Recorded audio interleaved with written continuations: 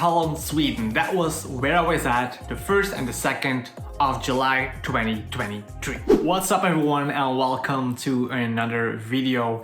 Actually, I'm not in Stockholm, Sweden when I'm recording this. If you've seen some of my previous videos that I recorded at home, then this setting will probably trigger your memory. I didn't record a lot of initial thoughts about the event, about the travel, about the trip.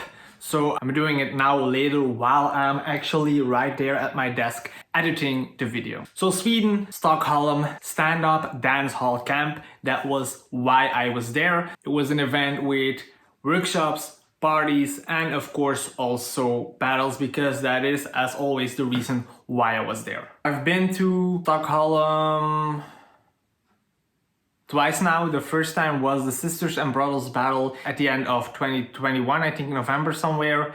And yeah, now it's the first time I'm back, 2023, for the Stand Up Dancehall Camp. It was a super short visit. The event itself, or the battle itself, was on the 1st of July. I arrived at 3 p.m., 3:30 in Stockholm. The event started at 6 p.m. so I had to kind of rush to the hotel, do my stuff there, get ready for the battle, and then go to the event. After the event, I went straight home because I had to take my flight back home at 7 a.m.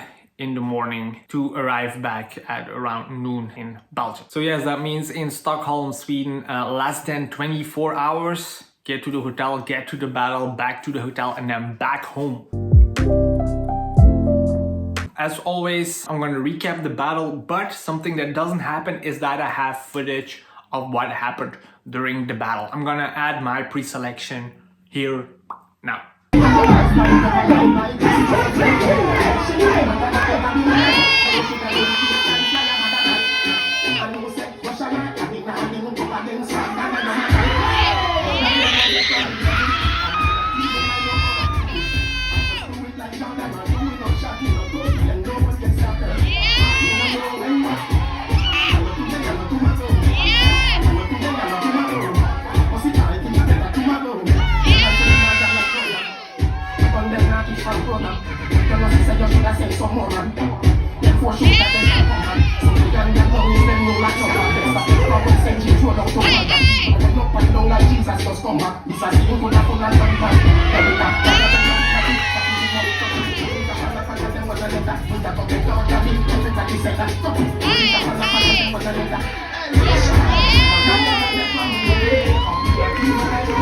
Definitely let me know in the comments what you think about my pre-selection. And my pre-selection was actually the only thing that I was able to do at the battle. I was not selected for the battles themselves. So how did it go?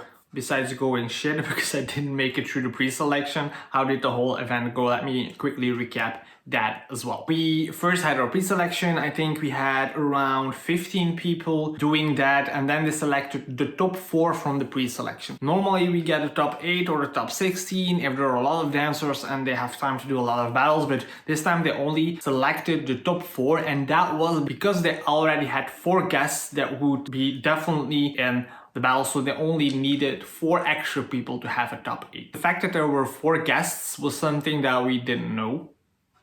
We kind of got informed about this like after everybody did their pre-selection, then they were, oh yes, we have 4 guests and they will also dance now. It's kind of a bit weird because normally these things, especially the names of the guests, get announced beforehand. It would not affect like whether I would participate or not. It would not affect the way I would have danced probably, but it's just something weird, like from an organizational standpoint, that nobody participating, well, besides the guests themselves, knew that this was happening. I was standing next to someone else participating and we looked at each other like, what the fuck? Why did we know about this? So yeah, that was kind of a surprise. So for myself, pre-selection was the only thing I did. I didn't make it through pre-selection to get to the battles. So that was where it ended for me. I'm gonna be honest, I was a little bit surprised as why it happened. I also saw some people who were true and I was like, if they were true, then maybe I will also be true, especially because they were like giving the names battle per battle to see who was true. And yeah, that was a little bit surprising for me. Afterwards, I also checked the footage and I was like, it's not bad. It was not my best round ever. I'm totally gonna admit it, but it was also not like my worst round ever. And especially comparing to some of the people who made it through the pre-selection, I was like a bit like, okay, they got through, but I didn't. So yeah, that was in my personal opinion, a bit weird. So I don't have any other highlights or videos to show from my runs, but I did record some of the battles by Dee from Mad Spirit crew from Ukraine. She got to the finals, ended up getting second place after Yusuf, who won. And yeah, for me, to be honest, for me, she won the battle, and here are her pre-selection and one of the rounds in the battles that I recorded.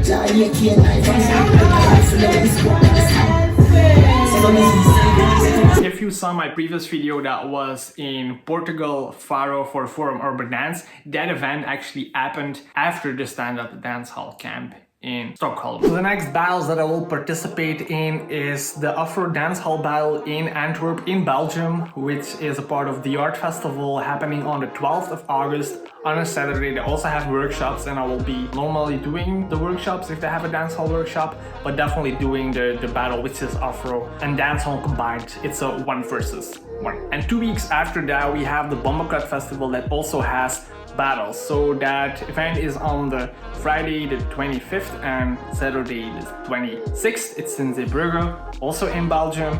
They will have an African house battle, an Afro battle. They will have a dancehall battle, obviously, which I will be participating in, and they will also have an all styles kids battle. I will leave all information in the description for you to find where you can register, buy your ticket, and make sure that you're part of the event. And that's the end of this video. As always, hit the like button, hit subscribe, hit the notification bell.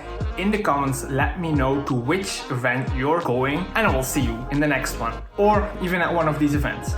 Go out.